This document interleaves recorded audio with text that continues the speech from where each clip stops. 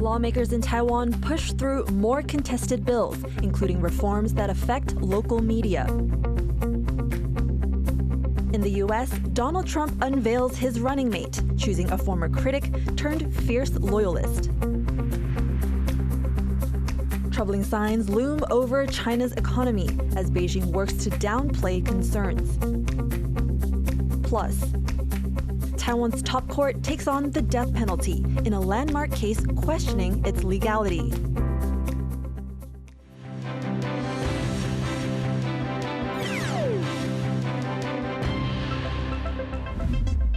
A warm welcome to TaiwanPlus News. I'm Joyce Sun. Lawmakers are voting on a large list of bills here in Taipei on the last day of this legislative session. Many have been submitted by the opposition Kuomintang, which holds the most seats in the legislature, but they're being opposed by the ruling Democratic Progressive Party. Our reporter Reese Ayers is live for us at the legislature. Reese, what are some of the bills being voted on today, and why are they controversial? Well, perhaps two of the most controversial bills that are being voted on are proposed reforms to Taiwan's media and communications regulator, that's the NCC, and the new Residence Act, and they're both put forward by the opposition KMT or Kuomintang. Now, put quite simply, that first one, the NCC reforms, would essentially change the way that the Media Regulators Committee is selected. Now, the KMT are not very happy with the way that the current DPP-appointed committee has been dealing with things in the last few years. One of the most prominent issues was how they took the China-leaning TV station Zhongtian Television off the air. Now, the reforms would force committee members to resign at the end of their term, whether or not there was someone to replace them. Now, that could essentially leave Taiwan's media regulator a ship without a crew. Now, that second controversial one I mentioned there, which was the new Residence Act, that would make it easier for immigrants, overseas professionals and foreign spouses to be able to call Taiwan their home. Now, that might sound like quite a progressive policy that the left-leaning DPP might want to get behind, but they actually oppose it, citing national security risks. And the bill would also make it easier for Chinese nationals to settle in Taiwan, and that's something that the DPP is against. But with the KMT holding a majority in the legislature and with backing from the third party, Taiwan People's Party, most, if not all of these bills are looking likely to pass. And Reese, the legislature has been in session for several hours now. Do we have any results yet? And what's the feeling like there in the room? Well, there's been some protests and shouting and placard waving from the DPP, but there haven't been any fistfights breaking out, as we've seen several times in the past in the legislature. But there have been some decisions made regarding the NCC reforms, the media regulator reforms I mentioned. That bill has passed. It was very close. It was 52 votes to 51. But that does mean that the current DPP-appointed committee will have to resign at the end of their term, whether or not there's someone to replace them. But decisions regarding other bills, including the new Residence Act, are still under discussion, as you can see behind me, though it's likely to pass because the joint opposition made up of the KMT and the TPP have the majority. This will be the last session for quite some time, so the KMT are likely to want to push through as many bills as they can today, which could lead this session going on into the evening hours. Thanks for the update, Reese. We'll keep a close eye on that. That was Reese Ayers joining us live from the legislature. Former U.S. President Donald Trump has selected his running mate. Once a Trump critic, Ohio State Senator JD Vance is now his vice presidential candidate and one of Trump's most loyal defenders. All those in favor signify by saying aye. Aye! All those opposed signify by saying no. In the opinion of the chair, the ayes have it, and the motion is adopted. Without objection, the motion to reconsider is laid upon the table. roaring applause at the Republican National Convention in Wisconsin as Ohio State Senator James David Vance, or JD Vance, is nominated as former President Donald Trump's running mate.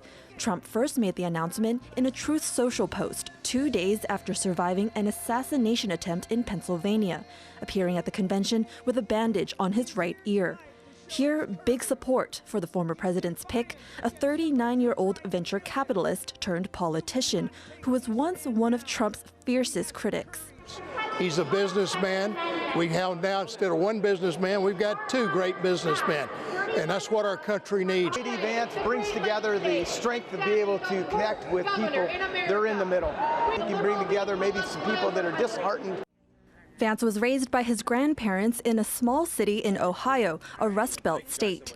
Then went on to serve in the U.S. Marines, including a tour of duty in Iraq, eventually becoming a venture capitalist in California after graduating from Yale Law School.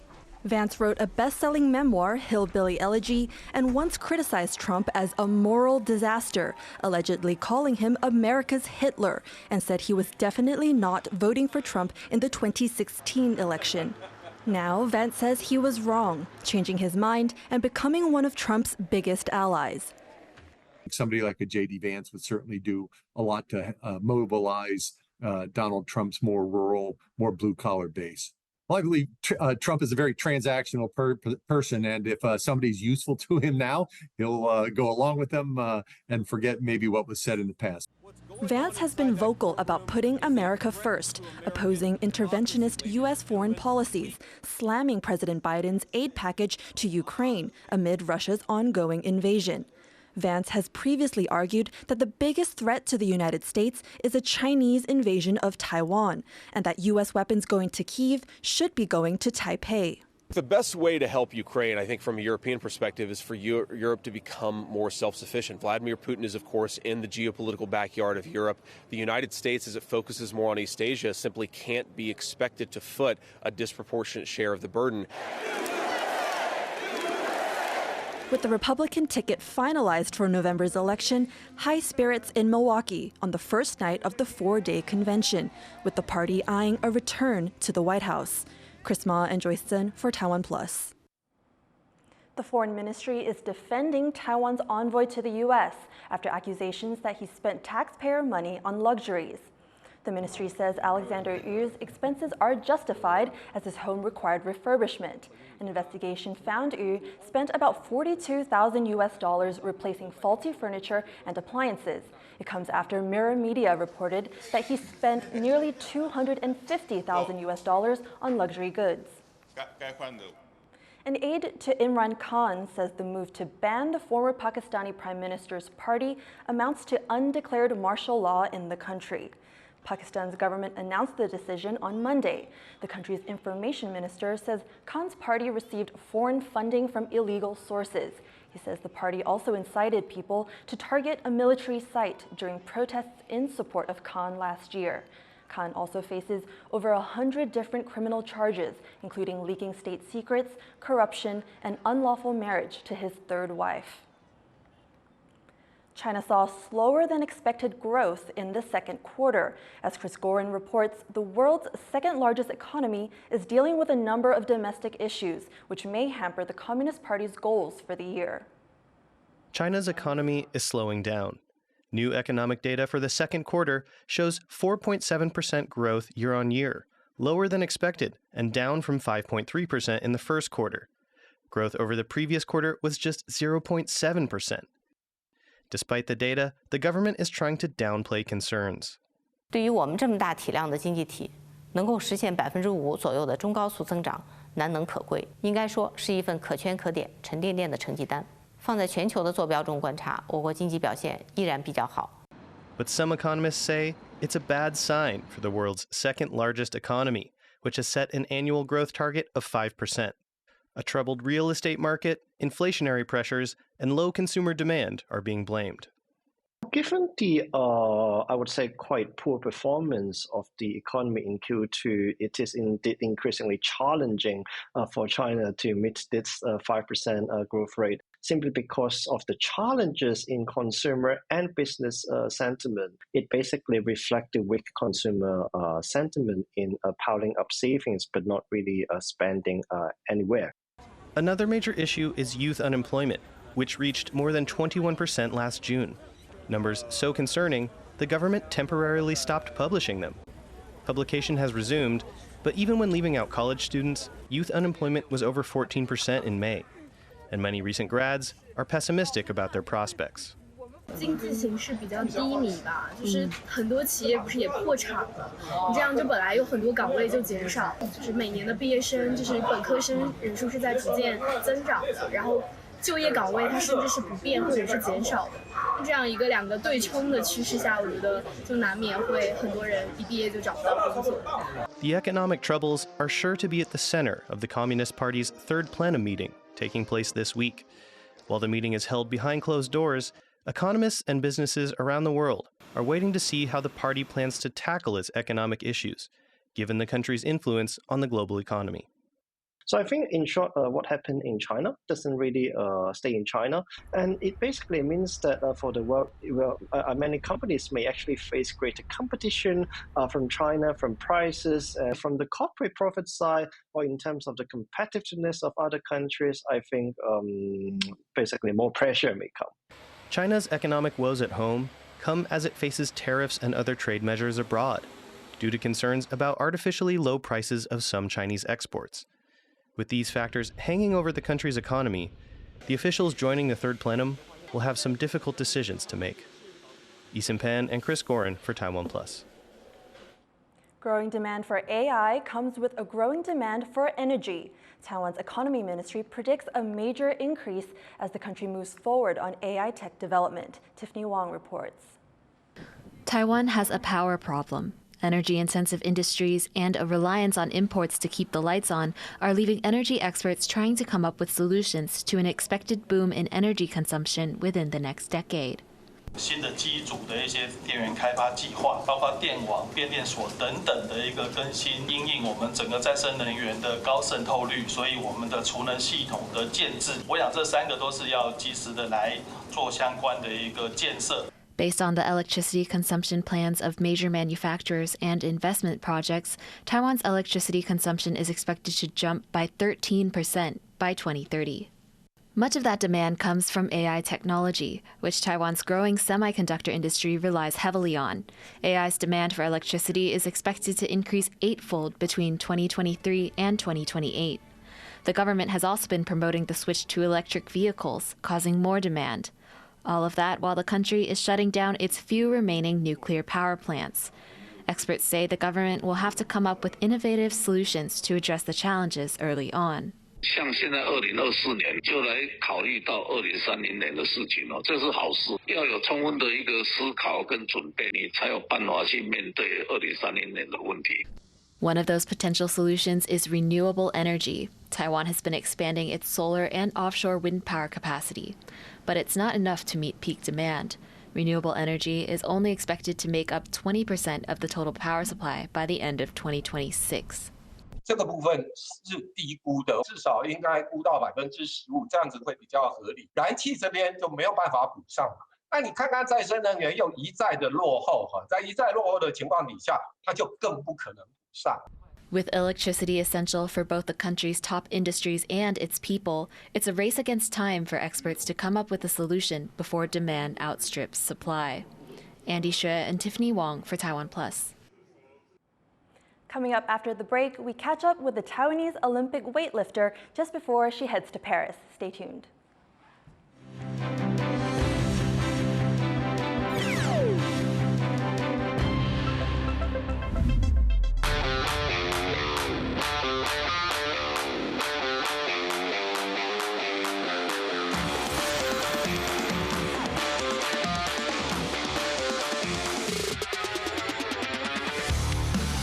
Enjoy the rich diversity of Taiwan's independent music. Taiwan Calling, every Sunday, 9:30 p.m. on TaiwanPlus.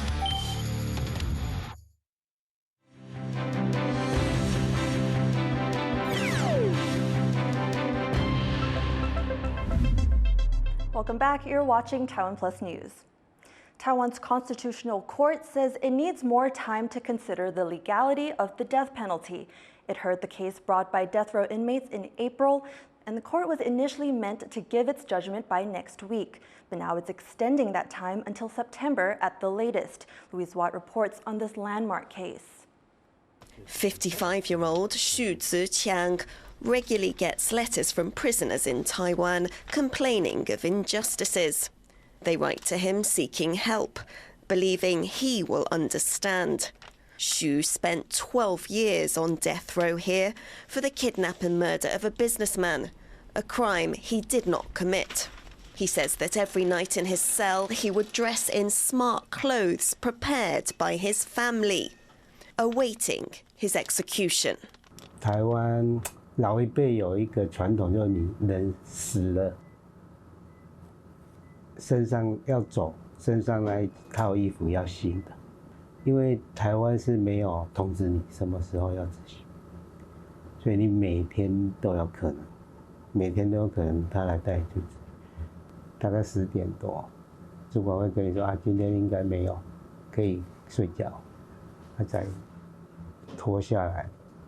Now exonerated, the former truck driver works for a non-profit, advocating for judicial reform and an end to capital punishment, a cause that has recently been brought to court by the 37 prisoners still on Taiwan's death row. Here at the Constitutional Court, lawyers for Taiwan's death row inmates argued that the punishment is unconstitutional, that it goes against the right of existence that's enshrined in the country's constitution. The landmark hearing also heard from the government, which argued that the issue of the death penalty should not be decided by a court, but by legislators. Over the years, neither of the main two political parties has moved to abolish the death penalty, which has strong support among the public. According to surveys commissioned by the Justice Ministry, around 80% of Taiwanese want to keep the punishment. Constitutional law expert Jimmy Xu Jia-xin, who gave an advisory opinion to the court, says Taiwanese society is not ready to abolish the death penalty. As a post-Confucian society, by that I mean, we still have some Confucian legacies. And if you dig into the traditional Chinese law, it's quite clear that, especially with regard to the most serious crimes, the retributive aspect of punishment is quite clear. But the number of executions in Taiwan has gradually gone down since the country transitioned in the 1990s from authoritarianism to democracy. And no executions have been carried out since 2020. The Constitutional Court was meant to make its decision on the abolition of capital punishment by next week, but it has now announced it will delay this for a maximum of 2 more months. Xu was released in 2012, but in the 12 years that he was on death row, Taiwan executed more than 40 people. He still has nightmares, and to him it's clear the death penalty should not exist. 你死刑，你如果被执行，就无法恢复了嘛，对吧？生命失去就失去了，所以你不知道过几年以后又有几个是冤枉，没有人知道，没有人知道。Every day after work now, Xu goes for a walk, with no plan in mind and no set course. He says his years behind bars have taught him to cherish what he has today: the freedom to walk outside, his family, and his life. Klein Wong and Louise Watt for TaiwanPlus.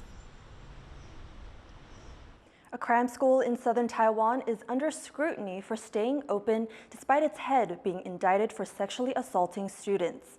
The Pingtung government filed a case against the CREM school in May and revoked its operating license. But the Education Department received reports that the school was still recruiting students. The head of the CREM school was fined over $7,000, and the government says it will fine the school for each day it continues to operate. Local residents have expressed their concerns. 这种问题，尤其我们家是女孩子，我觉得这种安全问题，而且学生那么多，我觉得不太 OK 了。The first nationwide survey of online gender-based violence in Taiwan found that close to half of those surveyed experienced some form of harassment in the past year. Over 20% of respondents said they experienced verbal abuse or stalking. Queer men were found to be the most vulnerable to cyber violence. Social workers said online violence can be traumatic, but over 60% of people did not report what happened to them. The Health Ministry encourages people who experience cyber violence to collect evidence and report the incidents. A 6-year-old girl has been taken into care after her mother forced her to walk barefoot on hot asphalt. A bystander recorded the incident in Hsinchu County and reported it to police. In the video, the child is seen crying in pain as the mother makes her walk on the street for at least 20 minutes at the hottest time of day. Authorities found the child's feet had blistered and are looking into whether the mother violated child welfare laws. They also found the mother was bringing the girl up by herself. A local NGO says the public should watch out for children living in vulnerable family situations. 一般这种脆弱的家庭，有些人不觉得他有问题。我们总是不希望孩子遭受到一些伤害才被看见。每一个民众都可以去做通报。Indonesia's nickel industry is booming, driven by global demand for the metal. But that explosive growth is taking a toll on the country's rainforests. Irene Lin has this report. These smokestacks belong to just a few of the 27 nickel smelters in Indonesia.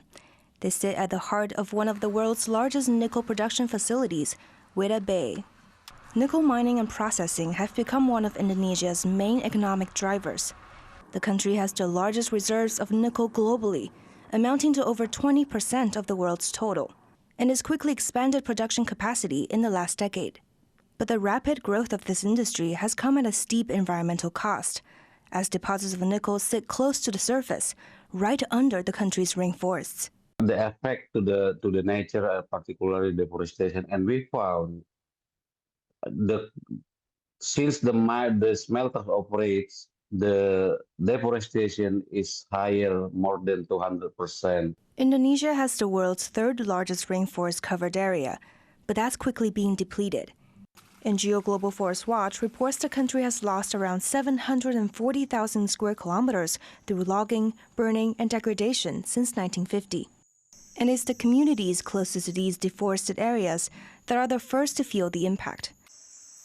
Local farmer Librik Liha has been tending land near the Weda Bay Industrial Park for 4 decades. He says there's an orange dust coating his plants and floating in the air. It's also hard to get clean water due to recurrent landslides thought to be caused by deforestation. He worries about how he and other farmers will fare in the future. Walaupun tidak bisa lagi, sedangkan itu orang tani punya kehidupan juga. But there seems to be no stopping Indonesia's nickel business. And as demand grows, so too does the incentive to exploit the country's natural advantage. In 2023, the country supplied more than half of the world's nickel ore, the raw material once used mainly to make stainless steel, now also a key element in producing electric vehicle batteries. Since 2014, the Indonesian government has pushed the country toward refining nickel for major international clients like Tesla. Kita memang pola pikir kita memang harus kita rubah semuanya. Ini harus menjadi negara industri. Kalau kita mau maju. Karena nilai tambahnya ada di situ. Indonesian officials plan to build 22 more smelters, along with multiple coal-fired power plants to keep them running.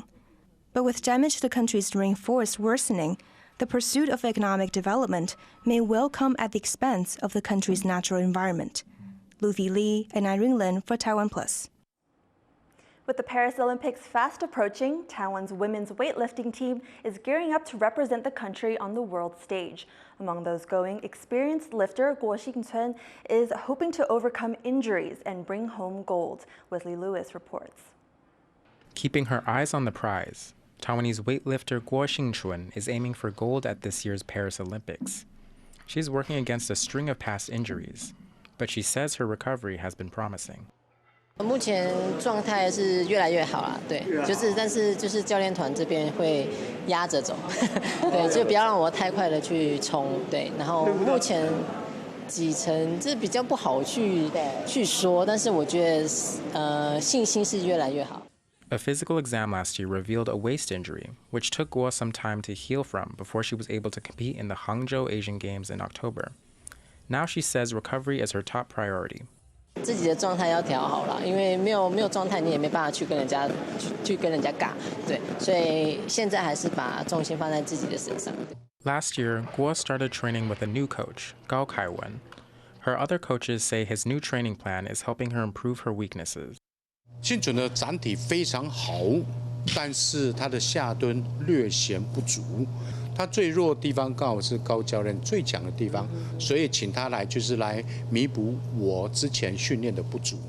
Kuo was able to rest her injuries while training with Coach Gao. She says she's determined to continue competing as long as her body allows it. 还能举的话，我还是会继续举。 In 2021, Kuo won a gold medal at the Tokyo Olympics. Paris will be her 4th time competing in the Games, and the aim is that she can once again come out on top. Kama Shu and Wesley Lewis for TaiwanPlus. Thank you for watching TaiwanPlus News. You can visit the TaiwanPlus website or follow our social media for more of our stories. Before we go, check out Moulin Rouge cabaret dancers welcoming the Olympic flame. I'm Joyce Sin. Take care and see you next time.